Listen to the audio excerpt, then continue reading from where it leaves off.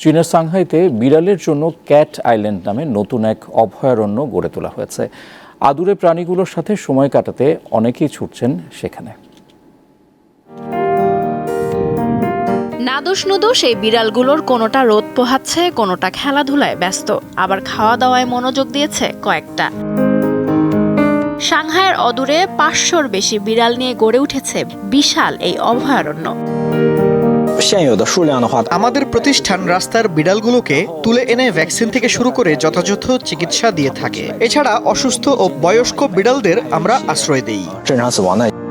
কেউ চাইলে এখান থেকে বিড়াল নিয়ে পুষতেও পারবে। কর্তৃপক্ষ জানিয়েছে, সাংহাইয়ের সিটি কর্পোরেশন ও বেসরকারি সংস্থা যৌথভাবে এই অভয়ারণ্য তৈরি করেছে।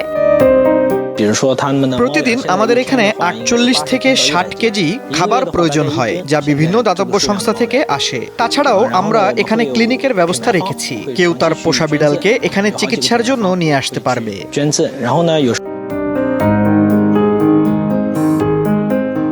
এই অভয়ারণ্য থেকে এখন পর্যন্ত 2 শতাধিক বিড়াল দত্তক দেয়া হয়েছে। লুৎফা ফৌজিয়া, দীপ্ত, বার্তা কক্ষ।